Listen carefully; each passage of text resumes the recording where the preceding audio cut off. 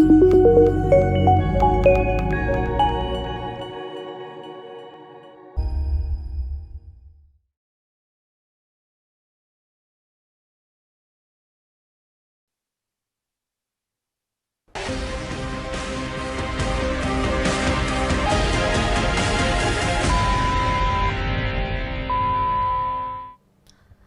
Doctor ನೇರ ಪ್ರಸಾರ ಕಾರ್ಯಕ್ರಮಕ್ಕೆ ಸ್ವಾಗತ. ನಾನು ಶಕುಂತಲಾ. ಒತ್ತಡದ ಜೀವನ, ಬದಲಾಗ್ತಾ ಇರುವಂತಹ ಜೀವನ ಶೈಲಿ, ಜನರಿಗೆ ನೂರಾರು ಆರೋಗ್ಯ ಸಮಸ್ಯೆ, ಯಾವ ಸಮಸ್ಯೆಗೆ ಯಾವ ಚಿಕಿತ್ಸೆ ಎನ್ನುವುದೇ ದೊಡ್ಡ ಚಿಂತೆ. ಇಂತಹ ಸಮಸ್ಯೆ ಇರೋರಿಗೆ ಒಂದೇ ವೇದಿಕೆಯಲ್ಲಿ ಸಿಗುತ್ತೆ ಉತ್ತರ. ಇದೇ ಜೀವನನ ವಿಶೇಷ ಕಾರ್ಯಕ್ರಮ ನಿಮ್ಮ ಡಾಕ್ಟರ್.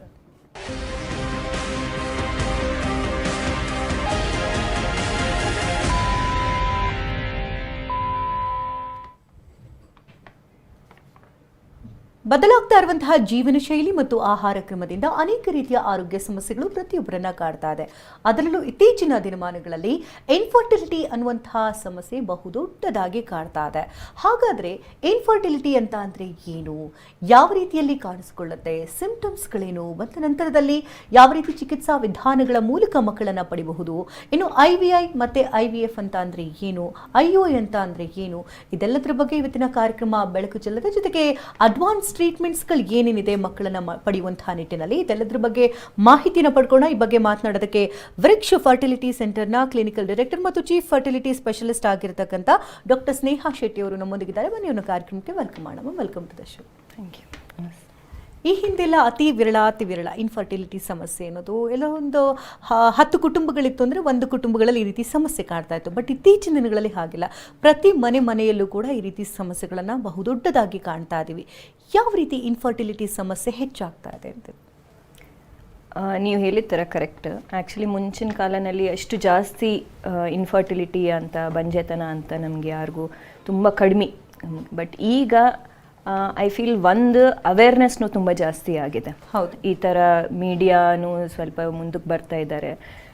ಸೆಲೆಬ್ರಿಟೀಸ್ ಅವ್ರೂ ಬಂದುಬಿಟ್ಟು ನಾವು ಈಗ ಎಗ್ ಫ್ರೀಸಿಂಗ್ ಮಾಡಿದ್ವಿ, ಈ ಥರ ಮಾಡಿದ್ವಿ, ಈಗ ನಮಗೆ ಈ ಥರ ಸರೋಗೆಸಿಗೆ ಹೋಗಿದ್ವಿ ಅಂತ ಪೀಪಲ್ ಆರ್ ಕಮಿಂಗ್ ಫಾರ್ವರ್ಡ್. ಈಗ ಬಂದುಬಿಟ್ಟು ಎಲ್ಲ ಅವೇರ್ನೆಸ್ ಕ್ರಿಯೇಟ್ ಮಾಡ್ತಾ ಇದ್ದಾರೆ. ಸೊ ಜನಕ್ಕೆ ಗೊತ್ತಾಗ್ತಾ ಇದೆ, ಈಗ ನಾವು ಇಷ್ಟು ಒಂದು ವರ್ಷ ಟ್ರೈ ಮಾಡಿದ್ವಿ ಆದ್ರೂ ನಮಗೆ ಮಕ್ಕಳಾಗ್ತಾ ಇಲ್ಲ, ಒಂದ್ಸಲ ಹೋಗಿ ತೋರಿಸ್ಕೊಳೋಣ ಅಂತ. ಎರಡನೇದು, ಈಗ ನಮ್ಮದು ನೀವು ಹೇಳಿದ ಥರ ಜೀವನ ಶೈಲಿ ಎಷ್ಟು ಚೇಂಜ್ ಆಗ್ತಾ ಇದೆ. ಪ್ರತಿಯೊಬ್ಬರಿಗೆ ಈಗ ಸ್ಮೋಕಿಂಗ್, ಆಲ್ಕೋಹಾಲ್, ಇಲ್ಲಾಂದರೆ ಡ್ರಗ್ ಅಬ್ಯೂಸ್ ಅದೆಲ್ಲ ತುಂಬ ಜಾಸ್ತಿ ಹೆಚ್ಚಿದೆ. ಅದು ಬಿಟ್ಟು ಈಗ ಪೋಸ್ಟ್ ಕೋವಿಡ್ ನಾವು ನೋಡಿದರೆ ತುಂಬ ಸೆಡೆಂಟ್ರಿ ಲೈಫ್ ಸ್ಟೈಲ್ ಆಗಿದೆ ಜನದು. ಸೊ ನಮಗೆ ಜಾಸ್ತಿ ಎಕ್ಸಸೈಸ್ ಮಾಡಲ್ಲ, ಮಾಡಿದ್ರೂ ತುಂಬ ಎಕ್ಸ್ಟ್ರೀಮ್ ಎಕ್ಸಸೈಸಸ್ ಎಲ್ಲ, ಜಿಮ್ಗೆ ಹೋಗೋದು ಅದೆಲ್ಲ ತುಂಬ ಜಾಸ್ತಿ ಆಗಿಬಿಟ್ಟು ಹಾರ್ಮೋನಲ್ ಇಂಬ್ಯಾಲೆನ್ಸಸ್ ಎಲ್ಲ ಆಗ್ತಾ ಇದೆ. ಪ್ಲಸ್ ಅದರ ಜೊತೆ ತೂಕ ಜಾಸ್ತಿ ಆಗಿಬಿಟ್ಟು ಒಬೇಸಿಟಿ, ಡಯಾಬಿಟಿಸ್, ಮೆಡಿಕಲ್ ಕಂಡೀಷನ್ಸ್ ಎಲ್ಲ ಇದೆ. ಆ್ಯಂಡ್ ನೀವು ನೋಡಿದರೆ ಒಂದು 10 ಜನನಲ್ಲಿ ಸುಮಾರು ಜನಗೆ ಈಗ ಆಂಗ್ಸೈಟಿ ಪ್ರಾಬ್ಲಮ್ಸ್, ಡಿಪ್ರೆಷನ್ಸ್ ಅದೆಲ್ಲನೂ ಆಗ್ತಾ ಇದೆ. ಸೊ ಅದರಿಂದ ಅವರೆಲ್ಲ ಟ್ರೀಟ್ಮೆಂಟ್ ತೊಗೊಂಡು ಆ ಮಾತ್ರೆದೂ ಎಫೆಕ್ಟ್ ಎಲ್ಲ ಇರುತ್ತೆ. ಸೊ ಟೂ ಮೆನಿ ರೀಸನ್ಸ್ ತುಂಬ ಜಾಸ್ತಿ ಆಗಿದೆ ಈಗ. ಇದೆಲ್ಲ ನಮ್ಮದು ಪ್ರಾಬ್ಲಮ್ಸ್, ಸರ್ಜಿಕಲ್ ಪ್ರಾಬ್ಲಮ್ಸ್ ಇರಲಿ, ಆಪ್ರೇಷನ್ಸ್ ಎಲ್ಲ ಮಾಡಿ ಬೀಜ ಹತ್ತಿರ ಇಲ್ಲ ಫಿಮೇಲ್ ಓರಿಯೆಂಟೆಡ್ ಬೇರೆ ಏನಾದ್ರು ಮೆಡಿಕಲ್ ಕಂಡೀಷನ್ಸ್ ಇದ್ರೂ, ಸೊ ಇದೆಲ್ಲ ಸೇರಿಬಿಟ್ಟು ತುಂಬ ಜಾಸ್ತಿ ಪ್ರಾಬ್ಲಮ್ಸ್ ಅನ್ನೋದು ಬರ್ತಾ ಇದೆ. ಅದು ಖಂಡಿತವಾಗಿ ಇದೆ. ಬಟ್ ಆದ್ರೂ ನಾವು ಹೇಳಿದ ಥರ ಅವೇರ್ನೆಸ್ನೂ ಅಷ್ಟು ಜಾಸ್ತಿ ಇದೆ. ಸೊ ಈಗ ಜನ ಗೊತ್ತಾಗ್ತಾ ಇದೆ ಯಾವಾಗ ಹೋಗಬೇಕು, ಏನಾಗ್ತಾ ಇದೆ, ಒಂದ್ಸಲ ತೋರಿಸ್ಕೊಡೋಣ ಅಂತ ಅದೂ ಇದೆ. ಹಿಂದೆಲ್ಲ ನೋಡ್ತಾ ಇದ್ವಿ ಅಂದ್ರೆ ಬೇಗ ಮದುವೆ ಆಗ್ತಾ ಇತ್ತು, ಮಕ್ಳಿಗೆ ಯಾವ ರೀತಿ ಸಮಸ್ಯೆಗಳಾಗ್ತಾ ಇರಲಿಲ್ಲ, ಬೇಗ ಮಕ್ಕಳು ಕೂಡ ಆಗ್ತಾ ಇದ್ರು, ಇನ್ನು ಫ್ಯಾಮಿಲಿನಲ್ಲಿ ಸಮಸ್ಯೆಗಳನ್ನೋದು ಇರ್ತಿರ್ಲಿಲ್ಲ ಅಂತ ಹೇಳ್ಬೋದು. ಬಟ್ ಇತ್ತೀಚಿನ ದಿನಗಳಲ್ಲಿ ಹಾಗಲ್ಲ. ತುಂಬಾ ಜನ ಕರಿಯರ್ ಓರಿಯೆಂಟೆಡ್ ಇರ್ತಾರೆ, ಲೇಟಾಗಿ ಮದುವೆ ಆಗ್ತಾರೆ. 35 ವರ್ಷಕ್ಕೆ ಮದುವೆ ಆದ್ರು ತುಂಬಾ ಜನ ಮಕ್ಕಳು ಮಾಡ್ಕೊಳ್ಳೋಷ್ಟರಲ್ಲಿ 40 ವರ್ಷ ಈ ರೀತಿ ಈ ದಿನಗಳನ್ನ ದೂಡ್ತಾ ಹೋಗ್ತಾರೆ. ಅಂದ್ರೆ ಈ ರೀತಿ ಆಗೋದ್ರಿಂದ ಸಮಸ್ಯೆಗಳು ಹೆಚ್ಚಾಗ್ತಾ ಇರುತ್ತಾ ಮಕ್ಕಳು? ಡೆಫಿನೆಟ್ಲಿ.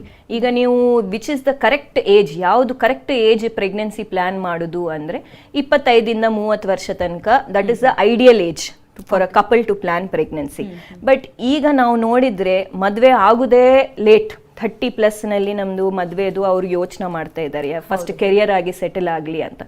ಹಿಂದಿನ ಕಾಲದಲ್ಲಿ ಏನಿತ್ತಂದ್ರೆ ಬರೀ ಮೇಲ್ಸ್ ಅವರೇ ಹೋಗ್ಬಿಟ್ಟು ಕೆಲಸ ಮಾಡೋದು, ಅವರೇ ಮೇಲ್ ಬ್ರೆಡ್ ವಿನ್ನರ್ ಅಂತ ಒಂದು ಫ್ಯಾಮಿಲಿನಲ್ಲಿ ಇರ್ತಿತ್ತು. ಈಗ ಹಾಗಿಲ್ಲ. ಒಂದು ಕುಟುಂಬನಲ್ಲಿ ಈಗ ಅರ್ನಿಂಗ್ ಅನ್ನೋದು ಈವನ್ ಮದುವೆ ಮಾಡ್ಕೋಬೇಕಂದ್ರೆ ಹುಡುಗಿಗೂ ಓದ್ಕೊಂಡಿದ್ರೆ ಅವರು ಕೆಲಸ ಮಾಡ್ತಾ ಇದ್ರೆ ಚೆನ್ನಾಗಿರುತ್ತೆ ಅಂತ ಇರುತ್ತೆ. So definitely career has taken the first step. So ಆ ಥರ ಇದ್ದವಾಗ ಮದುವೆ ಲೇಟ್ ಆಗೋದು, ಮತ್ತು ಮದುವೆ ಆಗಿದ್ದಾದ್ಮೇಲೆ ಸ್ವಲ್ಪ ಸೆಟಲ್ ಆಗೋಣ ಆಮೇಲೆ ನೋಡೋಣ ಅಂತ ಇರುತ್ತೆ. ಸೊ ಇನ್ನೂ ಲೇಟ್ ಆಗ್ತಾ ಇದ್ರೆ ಫಾರ್ ಫೀಮೇಲ್ಸ್ ಏನಾಗುತ್ತಂದ್ರೆ ನಮ್ಮದು ವಯಸ್ಸು ಹೆಚ್ಚಾಕೊಂತ ಹೋಗಿದ್ರೆ ನಮ್ಮದು ಮೊಟ್ಟೆ ಕ್ವಾಲಿಟಿ ಆ್ಯಂಡ್ ಕ್ವಾಂಟಿಟಿ ನಂಬರ್ನೂ ಕಡಿಮೆ ಆಗುತ್ತೆ, ಅದ್ರ ಜೊತೆ ಕ್ವಾಲಿಟಿನೂ ಕಡಿಮೆ ಆಗುತ್ತೆ. ಸೊ ಒಂದು ಮುದ್ದಾದ ಮಗು ಆಗ್ಬೇಕಂದ್ರೆ ಒಂದು ಕಣ ಚೆನ್ನಾಗಿರ್ಬೇಕು ಮತ್ತೆ ಮೊಟ್ಟೆ ಚೆನ್ನಾಗಿರ್ಬೇಕು, ಅವಾಗ ಆ ಭ್ರೂಣ ತಯಾರಾಗೋದು ಚೆನ್ನಾಗಿರುತ್ತೆ. ಸೊ ಕ್ವಾಲಿಟಿ ಏಜ್ ಹಾಕೊಂತ ಹೋಗಿದ್ರೆ ಕ್ವಾಲಿಟಿ ಆಫ್ ಸ್ಪರ್ಮ್ ಕಣನೂ ಕಡಿಮೆ ಆಗುತ್ತೆ. ನಂಬರ್ ಮೇ ಬಿ ಹಾಗೆ ಇರಲಿ, ಬಟ್ ಆದ್ರೂ quality DNA damage of the sperms ಅದೆಲ್ಲ ಸ್ಟಾರ್ಟ್ ಆಗುತ್ತೆ. ಸೊ ಮೊಟ್ಟೆ ಕಣ ಎರಡು ಕ್ವಾಲಿಟಿ ಕಡಿಮೆ ಹಾಕೊಂತ ಹೋಗಿದ್ರೆ ನಮಗೂ ಚಾನ್ಸಸ್ನು ನ್ಯಾಚುರಲ್ ಆಗಿ ಪ್ರೆಗ್ನೆನ್ಸಿ ಆಗೋದನ್ನು ಸ್ವಲ್ಪ ಕಡಿಮೆ ಆಗುತ್ತೆ.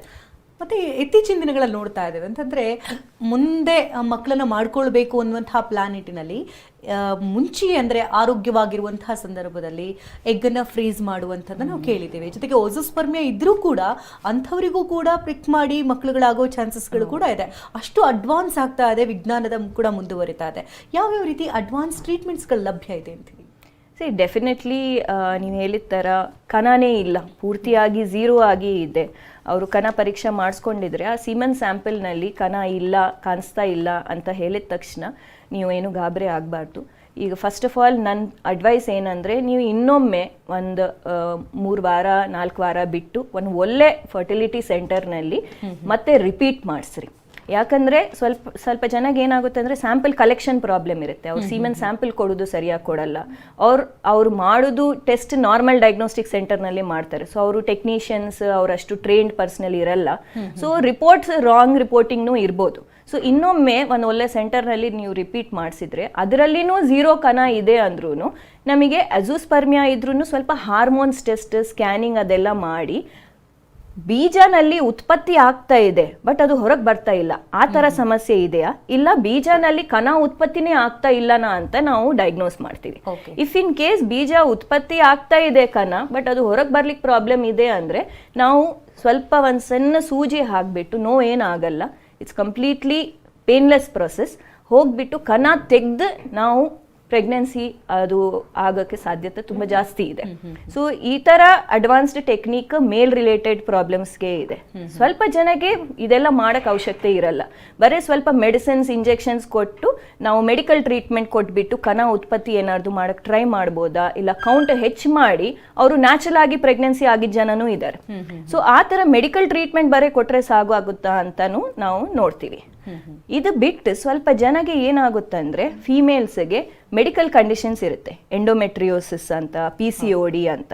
ಸ್ವಲ್ಪ ಪ್ರಾಬ್ಲಮ್ಸ್ ಏನಂದ್ರೆ ಅವರು ಎಷ್ಟು ಅಡ್ವಾನ್ಸ್ ಟ್ರೀಟ್ಮೆಂಟ್ IVF ಅದೆಲ್ಲ ಮಾಡಿಸಿದ್ರು ರಿಪೀಟೆಡ್ IVF ಫೇಲ್ ಆಗ್ತಾ ಇರ್ತಾರೆ.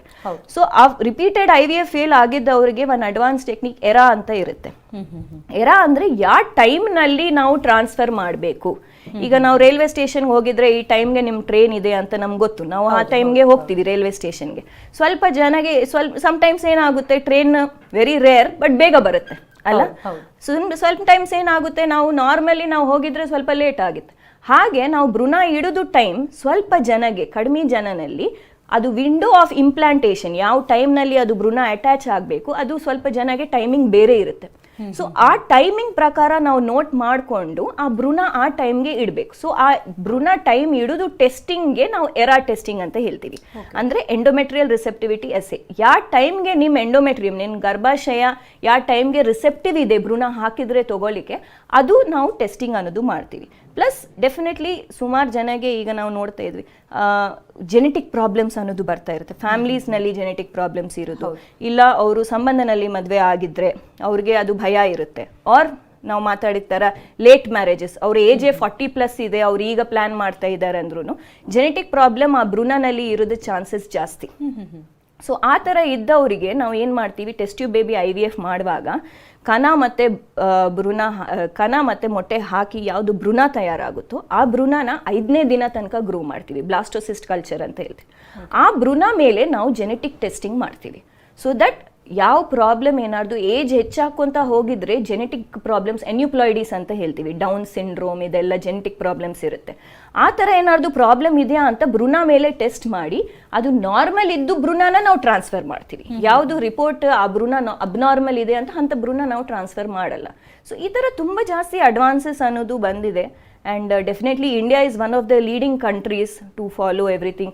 ಈಗ ನಮ್ಮ ಕಡೆ ಇದು ಇಲ್ಲ, ನಾವು ಔಟ್ ಆಫ್ ಇಂಡಿಯಾ ಹೋಗಬೇಕು ಅಂತ ಅವಶ್ಯಕತೆನೇ ಇಲ್ಲ. ಪ್ರತಿಯೊಂದು ಅಡ್ವಾನ್ಸ್ಮೆಂಟ್, ಲೇಟೆಸ್ಟ್ ಅಡ್ವಾನ್ಸ್ಮೆಂಟ್ ಇಂಡಿಯಾನಲ್ಲಿ ಇದೆ, ನಮ್ಮ ಬೆಂಗಳೂರಿನಲ್ಲಿನೂ ಇದೆ. ಸೊ ಎಲ್ಲ ಅಡ್ವಾನ್ಸ್ಡ್ ಟ್ರೀಟ್ಮೆಂಟ್ ಫರ್ಟಿಲಿಟಿ ಮೂಲಕವಾಗಿ ಎಲ್ಲ ಇದೆ. ಈಗ IUI ಆಗಿರ್ಬೋದು ಅಥವಾ IVF ಆಗಿರ್ಬೋದು, ಅಂದರೆ ಯಾವ ಸಂದರ್ಭದಲ್ಲಿ ಮಾಡಬೇಕಾಗತ್ತೆ ಅಂತ? IUI ಅಂದರೆ ಅದು ಫಸ್ಟ್ ಫರ್ಟಿಲಿಟಿ ಟ್ರೀಟ್ಮೆಂಟ್. ಈಗ ನಾರ್ಮಲಿ ಒಂದು ಕಪಲ್, ಯಂಗ್ ಕಪಲ್, ಏನು ಕಾಯಿಲೆ, ಏನು ಮೆಡಿಕಲ್ ಪ್ರಾಬ್ಲಮ್ಸ್ ಏನೂ ಇಲ್ಲ, ಅವರು 35ಕ್ಕಿಂತ ಕಡಿಮೆ ಇದೆ ವೈಫ್ ಏಜ್, ಅವ್ರು 1 ವರ್ಷ ಟ್ರೈ ಮಾಡ್ತಾ ಇದ್ದಾರೆ ಆದ್ರೂ ಅವ್ರಿಗೆ ಮಕ್ಕಳಾಗ್ತಾ ಇಲ್ಲ ಅಂದರೆ, ಆರ್ 35 ವರ್ಷಕ್ಕಿಂತ ಜಾಸ್ತಿ ಇದೆ ಅವ್ರ ಏಜ್, ಅವ್ರು 6 ತಿಂಗಳ ತನಕ ಟ್ರೈ ಮಾಡಬೇಕು. ಆ್ಯಂಡ್ 6 ತಿಂಗಳಿನಲ್ಲಿ ಅವ್ರಿಗೆ ಆಗಿಲ್ಲ, ಅವ್ರ ಪೀರಿಯಡ್ಸ್ ಇರ್ರೆಗ್ಯುಲರ್ ಇದೆ ಅಂದರೆ ಇಮಿಡಿಯೇಟ್ಲಿ ಡಾಕ್ಟರ್ ಹತ್ರ ಹೋಗಬೇಕು. ಸೊ ಅಂಥದವ್ರಿಗೆ ನಾವು ಫಸ್ಟ್ ಬೇಸಿಕ್ ಚೆಕಪ್ ಮಾಡ್ತೀವಿ, ಹಿಸ್ಟ್ರಿ ತೊಗೋತೀವಿ ಕರೆಕ್ಟಾಗಿ, ಡೀಟೇಲ್ ಆಗಿ. ಅವ್ರಿಗೆ ಬೇರೆ ಏನಾದರೂ ಪ್ರಾಬ್ಲಮ್ಸ್ ಇದೆಯಾ, ಅವರು ಆಕ್ಯುಪೇಷನಲ್ ಹಿಸ್ಟ್ರಿ, ಸ್ವಲ್ಪ ಜನ ಹೀಟ್ ಎಕ್ಸ್ಪೋಜರ್ನಲ್ಲಿ ಕೆಲಸ ಮಾಡ್ತಾ ಇರ್ತಾರೆ, ಫ್ಯಾಕ್ಟ್ರೀಸ್ನಲ್ಲಿ, ಇಲ್ಲ ಅಡುಗೆ ಮಾಡೋರು, ಅವ್ರ ರೇಡಿಯೇಷನ್ ಎಕ್ಸ್ಪೋಜರ್, ಆ ಥರ ಏನಾದ್ರು ಹಿಸ್ಟ್ರಿ ಇದೆಯಾ ಅಂತ ಎಲ್ಲ ಡೀಟೇಲ್ ಆಗಿ ತೊಗೋತೀವಿ.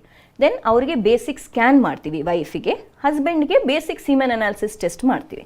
ಸೊ ಇದು ನೋಡಿದ್ದಾದ್ಮೇಲೆ ಕಣ ಇಫ್ ಇನ್ ಕೇಸ್ ಕೌಂಟ್ ಸ್ವಲ್ಪ ಕಡಿಮೆ ಇದೆ, ಆರ್ ವೀರ್ಯನ ಕಣನಲ್ಲಿ ಚಲನೆ ಶಕ್ತಿ ಸ್ವಲ್ಪ ಕಡಿಮೆ ಇದೆ ಅಂದರೆ ಅವ್ರಿಗೆ ನಾವು IUI ಟೆಸ್ಟ್ ಅಂತ ಫಸ್ಟ್ ಸಜೆಸ್ಟ್ ಮಾಡ್ತೀವಿ.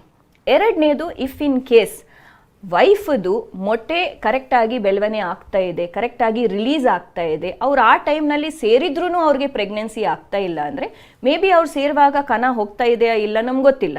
ಸೊ ಫಸ್ಟ್ ಸ್ಟೆಪ್ ಅವ್ರದ್ದು ಟ್ರೀಟ್ಮೆಂಟ್ನಲ್ಲಿ IUI. ಸೊ IUI ಅಂದರೆ ಏನು, ಅವರಿಗೆ ಪೀರಿಯಡ್ ಬಂದವಾಗ, ಮುಟ್ಟು ಬಂದವಾಗ 2ನೇ 3ನೇ ದಿನದಿಂದ ನಾವು ಮೆಡಿಸಿನ್ಸ್ ಅನ್ನೋದು ಸ್ಟಾರ್ಟ್ ಮಾಡ್ತೀವಿ. ಆ ಮೊಟ್ಟೆ ಬೆಳವಣಿಗೆ ಆಗ್ತಾ ಇದೆಯಾ ಇಲ್ಲ ಅಂತ ಸ್ಕ್ಯಾನ್ನಲ್ಲಿ ನೋಡ್ತಾ ಇರ್ತೀವಿ. ಯಾವಾಗ ಅವ್ರಿಗೆ ಮೊಟ್ಟೆ ಬೆಳವಣಿಗೆ ಫಾಲಿಕಲ್ ಅಂತ ಹೇಳ್ತೀವಿ, ಆ ಫಾಲಿಕಲ್ ಸೈಜ್ ಕರೆಕ್ಟ್ ಇದೆ, ಗರ್ಭಾಶಯ ಲೈನಿಂಗ್ ಕರೆಕ್ಟ್ ಇದೆ, ರಪ್ಚರ್ ಟೈಮ್ನಲ್ಲಿ, ರಪ್ಚರ್ ಅಂದರೆ ಓವ್ಯುಲೇಷನ್ ಅಂತ ಹೇಳ್ತೀವಿ. ಆ ಮೊಟ್ಟೆ ಬೆಳವಣಿಗೆ ಆಗಿದ್ದಾದಮೇಲೆ ರಪ್ಚರ್ ಆಗೋ ಟೈಮ್ನಲ್ಲಿ ಹಸ್ಬೆಂಡ್ಗೆ ನಾವು ಈ ಡೇಟ್ ಅಂತ ಹೇಳ್ತೀವಿ. ಆ ಡೇಟ್ಗೆ ಹಸ್ಬೆಂಡ್ ಬಂದುಬಿಟ್ಟು ನಮಗೆ ಹಾಸ್ಪಿಟಲ್ನಲ್ಲಿ ಸ್ಯಾಂಪಲ್ ಕೊಡ್ತಾರೆ. ಸೀಮನ್ ಸ್ಯಾಂಪಲ್ನ ನಾವು ಪ್ರೊಸೆಸ್ ಮಾಡಿ ಯಾವುದು ಸತ್ತೋಗೋದು ಕಣ ಎಲ್ಲ, ಚಲನೆ ಶಕ್ತಿ ಯಾವುದು ಇಲ್ಲ, 0 ಇದೆ, ಆ ಥರ ಸ್ಪರ್ಮ್ಸ್ ಎಲ್ಲ ತೆಗೆದುಬಿಟ್ಟು ಒಳ್ಳೆ ಚಲನ ಶಕ್ತಿ ಇದ್ದವ್ರ ಕಣನ ತಗೊಂಡು ನಾವು ಗರ್ಭಾಶಯ ಒಳಗಡೆ ಹಾಕ್ತೀವಿ. ಸೊ ಇದು ಏನು ಪೇನ್ ಇರಲ್ಲ, ಸಿಂಪಲ್ ಟ್ರೀಟ್ಮೆಂಟ್. ಆ ಟೈಮ್ನಲ್ಲಿ ನೀವು ಸೇರ್ಬೋದು ಆ್ಯಕ್ಚುಲಿ. ಸೊ ಚಾನ್ಸಸ್ ನಾವು ಇನ್ನೂ ಜಾಸ್ತಿ ಮಾಡೋಕ್ಕೆ ಒಳ್ಳೆ ಕಣನ ಗರ್ಭಾಶಯ ಒಳಗಡೆ ಇಡ್ತಾ ಇದ್ದೀವಿ. This is simple IUI, intra uterine insemination. ಅಂದರೆ ಯೂಟ್ರಸ್ ಒಳಗಡೆ ನಾವು ಹಸ್ಬೆಂಡ್ ಕಣನ ಇನ್ಸೆಮಿನೇಟ್ ಮಾಡಿ ಇಡ್ತಾ ಇದ್ದೀವಿ. ಸೊ ಇದು basic treatment. So if in case ಇದಕ್ಕೆ ಏನು ಕಂಡೀಷನ್ ಅಂದರೆ 2 ಟ್ಯೂಬ್ಸ್ ಓಪನ್ ಇರಬೇಕು. ಅಕಸ್ಮಾತ್ ಟ್ಯೂಬೇ ಬ್ಲಾಕ್ ಇದೆ, ಈಗ ರೋಡೇ ಬ್ಲಾಕ್ ಇದೆ ಅಂದರೆ ನಮಗೆ ಹೋಗಕ್ಕೆ ಆಗಲ್ಲ. ಹಾಗೆ ಟ್ಯೂಬ್ಸ್ ಓಪನ್ ಇದ್ರೆ ನಾವು ಇದು IUI ಟ್ರೀಟ್ಮೆಂಟ್ ಅನ್ನೋದು ಮಾಡಕ್ಕೆ ಸಾಧ್ಯತೆ ಇರುತ್ತೆ. ಆಗಲೇ ಮಾತನಾಡ್ತಾ ಇದ್ವಿ ಇನ್ಫರ್ಟಿಲಿಟಿ ಬಗ್ಗೆ. ತುಂಬ ಜನರಿಗೆ ಅಂದರೆ ಇತ್ತೀಚಿನ ದಿನಗಳಲ್ಲಿ ನೋಡೋದಾದ್ರೆ ಮೊದಲನೇ ಮಗು ಆಗಿರುತ್ತೆ, ಹೆಲ್ದಿ ಆಗಿರುತ್ತೆ, ಯಾವುದೇ ರೀತಿ ಸಮಸ್ಯೆಗಳಿರೋದಿಲ್ಲ. ಸೊ 2ನೇ ಮಗು ಮಾಡ್ಕೊಳ್ಳೋಣ ಅಂದರೆ ತುಂಬ ರೀತಿ ಸಮಸ್ಯೆಗಳು ತಂದುಬಿಡ್ತಾ ಇರುತ್ತೆ. ಜೊತೆಗೆ ನಾನಾ ರೀತಿ ಟೆಸ್ಟ್ಗಳನ್ನು ಮಾಡ್ತಾರೆ. ತುಂಬ ವರ್ಷಗಳು ಕಾದರೂ ಕೂಡ ತುಂಬ ಜನರಿಗೆ ಯಾವುದೇ ರೀತಿ ರೀಸನ್ಸ್ ಕೂಡ ಇರೋದಿಲ್ಲ. ಕೇಳ್ತಾ ಇರ್ತೀವಿ ನಾವು, ಇದು ಯಾವ ರೀತಿ ಸೆಕೆಂಡರಿ ಇನ್ಫರ್ಟಿಲಿಟಿ ಅನ್ನೋದು? ಸೊ ಡೆಫಿನೆಟ್ಲಿ ಫಸ್ಟ್ ಒಂದ್ಸಲ ಮಗು ಆಗಿದೆ ಅಂದರೆ definitely she's a fertile women, ಪಕ್ಕಾ ಮಗು ಇನ್ನೊಂದ್ಸಲ ಈಸಿಯಾಗಿ ಆಗಿಬಿಡುತ್ತೆ ಅಂತ ಇರಲ್ಲ. ಸ್ವಲ್ಪ ಜನಕ್ಕೆ ತುಂಬ ಕಷ್ಟ ಆಗುತ್ತೆ. ಅವರು ತುಂಬ ವರ್ಷ ಟ್ರೈ ಮಾಡ್ತಾ ಇರ್ತಾರೆ, ಆದ್ರೂ ಅವ್ರಿಗೆ ಮಗು ಆಗಲ್ಲ. ಅದನ್ನು ನಾವು ಸೆಕೆಂಡ್ರಿ ಇನ್ಫರ್ಟಿಲಿಟಿ ಅಂತ ಹೇಳ್ತೀವಿ. ಸೊ ನಾವು ಫಸ್ಟ್ ಮಾತಾಡಿದ್ದವಾಗ ಏನಂತ ಅಂದ್ಕೊಂಡ್ವಿ, ಏಜ್ ಹೆಚ್ಚಾಕೊಂತ ಹೋಗಿದ್ರೆ ಮೊಟ್ಟೆ ಕ್ವಾಲಿಟಿ ಮತ್ತು ಕಡಿಮೆ ಆಗ್ತಾ ಇರುತ್ತೆ. ಸೊ ಫಸ್ಟ್ ಟೈಮ್ ಅವ್ರು ಪ್ಲ್ಯಾನ್ ಮಾಡ್ತಾ ಇದ್ದವಾಗ ಅವ್ರ ಏಜ್, ಅವ್ರ number of eggs, quality of eggs, and second time ಅವ್ರು ಪ್ಲ್ಯಾನ್ ಮಾಡ್ತಾ ಇದ್ದವಾಗ ಅವರು ಏಜ್ ಇನ್ನೂ ಹೆಚ್ಚಾಗುತ್ತಲ್ಲ. So quality and quantity of ಎಗ್ಸ್ನು ಕಡಿಮೆ ಆಗುತ್ತೆ. And plus definitely age change ಆಗ್ತಾ ಇರುತ್ತೆ. ನಮಗೆ medical conditions, BP, sugar, thyroid problem ಇದೆಲ್ಲ ಇರಲಿ, ಅದೆಲ್ಲ ಸೇರಿಬಿಟ್ಟು there is some problem or the other. ಏನು ಪ್ರಾಬ್ಲಮ್ ಇಲ್ಲ ಅಂತ ಯಾರಿಗೂ ಏನೂ ಇರಲ್ಲ. ಬೇಸಿಕ್ ಟೆಸ್ಟ್ ನಾವು ಮಾಡ್ತೀವಿ. ಫಸ್ಟ್ ಬೇಸಿಕ್ ಟೆಸ್ಟ್ ಅಂದರೆ ಮೊಟ್ಟೆ ಕರೆಕ್ಟಾಗಿ ಬೆಳವಣಿಗೆ ಆಗಿಬಿಟ್ಟು ರಿಲೀಸ್ ಆಗ್ತಾ ಇದೆಯಾ, ಹಸ್ಬೆಂಡ್ ಕಣ ಚೆನ್ನಾಗಿದೆಯಾ, 2 ಟ್ಯೂಬ್ಸ್ ಓಪನ್ ಇದೆಯಾ, ಇದು 3 ಟೆಸ್ಟ್ ಅನ್ನೋದು ಬೇಸಿಕ್ ಫಸ್ಟ್ ಟೆಸ್ಟ್. ಇದು 3 ಟೆಸ್ಟ್ ಚೆನ್ನಾಗಿದೆ ಆದ್ರೂ ಅವ್ರು ಕರೆಕ್ಟ್ ಟೈಮ್ನಲ್ಲಿ ಸೇರಿದ್ರು ಅವ್ರಿಗೆ ಪ್ರೆಗ್ನೆನ್ಸಿ ಆಗ್ತಾ ಇಲ್ಲ ಅಂದರೆ ನಾವು ನೆಕ್ಸ್ಟ್ ಲೆವೆಲ್ ಆಫ್ ಟೆಸ್ಟಿಂಗ್ಗೆ ಹೋಗಬೇಕು.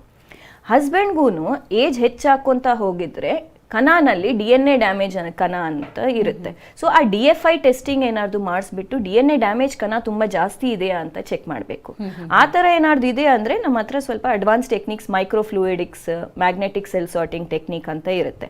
ಸೊ ಈ ಟೆಕ್ನಿಕ್ಸ್ನ ನಾವು ಯೂಸ್ ಮಾಡಿಬಿಟ್ಟು ಈ ಡ್ಯಾಮೇಜ್ಡ್ ಕಣನ ತೆಗೆದ್ಬಿಟ್ಟು ನಾವು ಪ್ಲಾನಿಂಗ್ IUI ಜೊತೆ ಇಲ್ಲ IVF ಜೊತೆ ನಾವು ಪ್ರೆಗ್ನೆನ್ಸಿ ಪ್ಲಾನಿಂಗ್ ಅಂತ ಮಾಡ್ಬೋದು.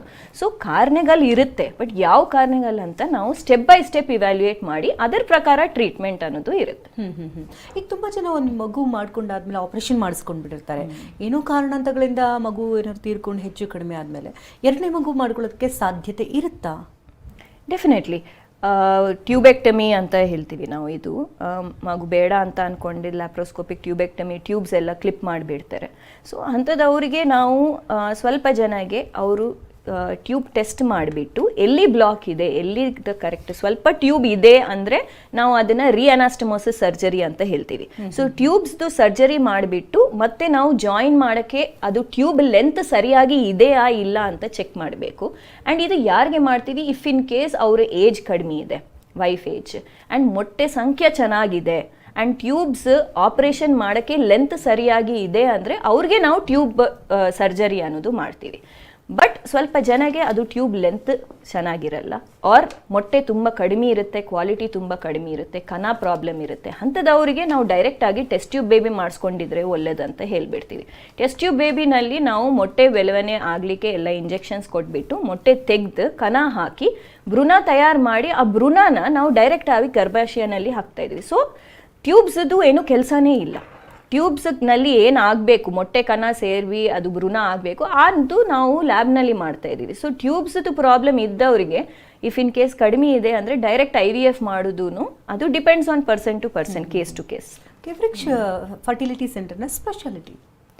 ವೃಕ್ಷ ಫರ್ಟಿಲಿಟಿ ಸೆಂಟರ್ ಅನ್ನೋದು ನಾವು ಯಾಕೆ ಸ್ಟಾರ್ಟ್ ಮಾಡಿದ್ವಿ ಅಂದರೆ, ಈಗ ನಾವು ನೋಡ್ತಾ ಇರ್ತಾರೆ ಬಂಜೆತನ ಅನ್ನೋ word is very very painful, ಅದು ಯಾರಿಗಾರ್ದು ಇರಲಿ. ಸೊ ಫರ್ಟಿಲಿಟಿ ಅಂತ ನಾವು ಒಂದು ಬೆಸ್ಟ್ ಥಿಂಗ್ ಏನಂದರೆ ನಮ್ಮದು the core team, clinical team ಇರಲಿ, be it the embryology side or from the fertility doctors side ಕಡೆಯಿಂದ, that is the best team which is available. Second, ನಮ್ಮದು ಲ್ಯಾಬ್ ಎಲ್ಲ ಲೇಟೆಸ್ಟ್ ಟೆಕ್ನಾಲಜೀಸ್ ಎಲ್ಲ ಯೂಸ್ ಮಾಡಿಬಿಟ್ಟು ಯಾವುದೇ ರೀತಿ ನಾವು ಏನೂ ಕಾಂಪ್ರಮೈಸ್ ಮಾಡಿಲ್ಲ ನಾವು. So that best international quality level of treatment ಎಲ್ಲ ನಮ್ಗೆ ಸಿಗಬೇಕು, ಏನು ನಮಗೆ ಪ್ರಾಬ್ಲಮ್ಸ್ ಏನೂ ಇರಬಾರ್ದಂತ, ಸಕ್ಸಸ್ ರೇಟ್ ಚೆನ್ನಾಗಿ ಮೇಂಟೈನ್ ಆಗಬೇಕಂತ ಲ್ಯಾಬ್ ಸೈಡಿಂದನೂ ನಾವು ಎಲ್ಲ ಕರೆಕ್ಟಾಗಿ ಇಟ್ಟಿದ್ವಿ. ಬಟ್ ಅದ್ರ ಜೊತೆ the most important thing is ನಾವು ಬರೀ ಟ್ರೀಟ್ಮೆಂಟ್ ಮೇಲೆ ಕಾನ್ಸಂಟ್ರೇಟ್ ಮಾಡಲ್ಲ. ವೃಕ್ಷ fertility speciality is we have a holistic approach. So ನಮಗೆ ಸೈಕಲಾಜಿಕಲ್ ಕೌನ್ಸಿಲರ್ಸ್ ಇದ್ದಾರೆ, plus acupuncture specialist and nutrition and diet specialist ಇದ್ದಾರೆ. ಸೊ ನಮ್ಮದು ಏನು ಇರುತ್ತೆ ಅಂದರೆ, ಒಂದು ಮಗು ಆಗಬೇಕು ಅಂದರೆ ಬರೇ ಫಿಸಿಕಲಿ ಅಲ್ಲ, mentally also the couple should be very strong and they should be very very positive. So ಅದು ನೋಡಲಿಕ್ಕೆ ಎಲ್ಲ ಸೈಡಿಂದ ನಾವು ಕರೆಕ್ಟಾಗಿ ಟ್ರೀಟ್ಮೆಂಟ್ ಕೊಡಬೇಕಂದ ತಕ್ಷಣ ಅದಕ್ಕೆ ಸಕ್ಸಸ್ ರೇಟ್ ಆಟೋಮ್ಯಾಟಿಕಲಿ ಇಂಪ್ರೂವ್ ಆಗುತ್ತೆ. ಅವರು ಮೆಂಟಲಿನೂ they will be very very happy. Family support ಸ್ವಲ್ಪ ಜನಗೆ ಇರಲ್ಲ. ಸೊ ಅವ್ರು ಟ್ರೀಟ್ಮೆಂಟ್ ಬಂದವಾಗ ಆಲ್ರೆಡಿ ಅವ್ರು ಟೂ ಮಚ್ ಆಂಗ್ಸೈಟಿಯಿಂದ ಬರ್ತಾರೆ, ಎಷ್ಟೋ ಅವ್ರಿಗೆ ಏನೇನೋ ಆಗಿರ್ತಿರುತ್ತೆ, ಎಲ್ಲೋ ಏನೇನೋ ಟ್ರೀಟ್ಮೆಂಟ್ಸ್ ಎಲ್ಲ ತೊಗೊಂಡು ಅವರು ಫೈನಲಿ ಡಾಕ್ಟರ್ ಹತ್ರ ಬರ್ತಾರೆ. ಸೊ ಆ ಥರ ಇದ್ದವಾಗ ನಾವು ನಮ್ಮ ಸೈಡ್ ಕಡೆಯಿಂದ ಕೌನ್ಸಿಲಿಂಗ್ ಸೆಷನ್ಸ್ ಎಲ್ಲ ಅವೈಲಬಲ್ ಮಾಡ್ತೀವಿ. ಫೈನಾನ್ಷಿಯಲ್ ಕೌನ್ಸಿಲಿಂಗ್ ಟೀಮ್ ಇದೆ. ಸೊ ಎಲ್ಲ ಆಫರ್ಸ್ಗಳು ನಮ್ಮ ಸೈಡಿಂದ ನಮ್ಗೆ ಎಷ್ಟಾಗುತ್ತೆ ಅಷ್ಟು ನಾವು ಸಹಾಯ ಮಾಡಲಿಕ್ಕೆ EMI ಆಪ್ಷನ್ಸ್ ಅದೆಲ್ಲನೂ ಮಾಡ್ತೀವಿ. ಪ್ಲಸ್ ಬ್ಲಡ್ ಫ್ಲೋ ಅದೆಲ್ಲ ಇಂಪ್ರೂವ್ ಮಾಡಲಿಕ್ಕೂ scientifically proven the best acupuncture ಸ್ಪೆಷಲಿಸ್ಟನ್ನು ನಮ್ಮ ಹತ್ರ ಇದ್ದಾರೆ. ಡಾಕ್ಟರ್, ಇಷ್ಟೊತ್ತು ಕಾರ್ಯಕ್ರಮಕ್ಕೆ ಆಗಮಿಸಿ ಹಲವು ಮಾಹಿತಿಯನ್ನು ನೀಡಿದ್ದಕ್ಕಾಗಿ ಧನ್ಯವಾದ ತಮಗೆ. ವೀಕ್ಷಕರೇ, ಸ್ನೇಹಾ ಶೆಟ್ಟಿಯವ್ರನ್ನ ಭೇಟಿ ಆಗಬೇಕಂದ್ರೆ ಅಡ್ರೆಸ್ ಪ್ಲೇಟ್ ಈ ರೀತಿ ನೋಟ್ ಮಾಡ್ಕೊಳ್ಳಿ. ವೃಕ್ಷ ಫರ್ಟಿಲಿಟಿ ಸೆಂಟರ್ ನಂಬರ್ 29/A 1ನೇ ಮಹಡಿ, 27ನೇ ಮುಖ್ಯ ರಸ್ತೆ, ಪೊಲೀಸ್ ಸ್ಟೇಷನ್ ಹತ್ತಿರ, 3ನೇ ಹಂತ, HSR ಲೇಔಟ್, ಬೆಂಗಳೂರು 570102. ದೂರವಾಣಿ ಸಂಖ್ಯೆ ಈ ರೀತಿದೆ 8797080808. ಇನ್ನು ವೆಬ್ಸೈಟ್ ಅಡ್ರೆಸ್ ಕೂಡ ಇದೆ, wrixfertility.comಗೆ ವಿಸಿಟ್ ಮಾಡಿದ್ರೆ ಹೆಚ್ಚಿನ ಡೀಟೇಲ್ಸನ್ನು ನೀವು ಪಡ್ಕೊಳ್ಬಹುದಾಗಿದೆ. ಇದು ಈ ಹೊತ್ತಿನ ವಿಶೇಷ. ನಿರಂತರ ಸುದ್ದಿಗಾಗಿ ನೋಡ್ತಾ ಇರಿ TV9.